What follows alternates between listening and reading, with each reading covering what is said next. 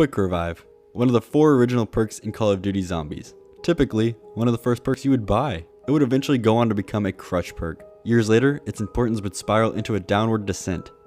Before we get any further into the video, I would appreciate it if you would consider subscribing. Thank you, and let's get back into the video. Our story begins in World at War. Quick Revive did not appear in Nocturne Toten. Interestingly, the only other map that Quick Revive did not appear on would be Mob of the Dead.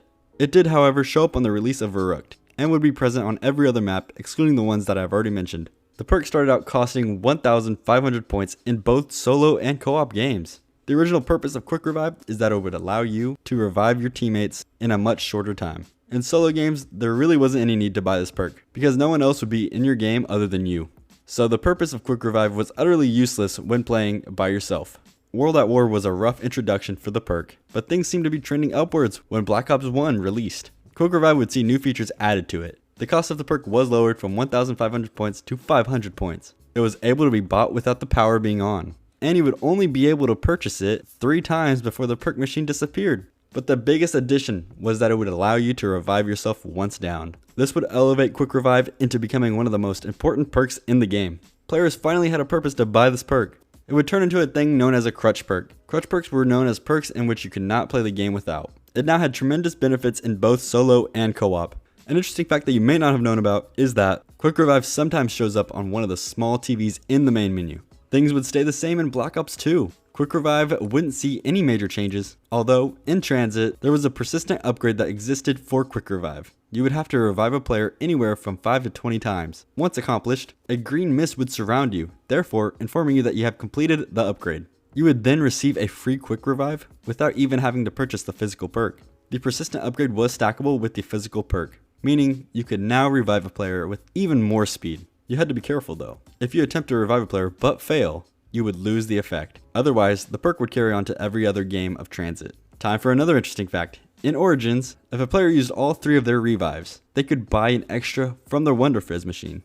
Now Black Ops 3 didn't see much changes to Quick Revive either, but a small gameplay change was added. After going down with Quick Revive, you were given 2 Pack-a-Punch pistols. This would serve to be useful for players when going down. This would be the only significant feature added, however. After Black Ops 3, Quick Revive would begin its descent into darkness. Black Ops 4 sought to eliminate crutch perks entirely. The developers wanted the players to use different perks instead of the same for every game. So, Treyarch decided to add a new perk system. Quick Revive's effects in multiplayer were still present. You could still revive players faster, but it was drastically changed in solo games. No longer could you use the perk to revive yourself while you were down, as the developers had already implemented that feature into the core gameplay experience. So what was Quick Revive's purpose then?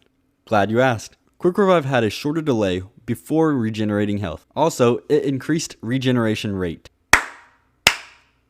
Way to go, Treyarch. This perk had just been rendered utterly useless. There was no real need for purchasing it. Why would someone go out of their way and buy it? The main feature was already given to you from the start. As a result, Quick Revive would dwindle into irrelevancy. Gone were the days of it being a necessity in the beginning of games. These major changes unfortunately did not make a significant impact as Treyarch expected. There were now crutch perks in which the community themselves would create. So the plan pretty much backfired. If the perk wanted to make a comeback, then it would have to start in Cold War. And to be honest, the comeback seemed to be successful. Kind of.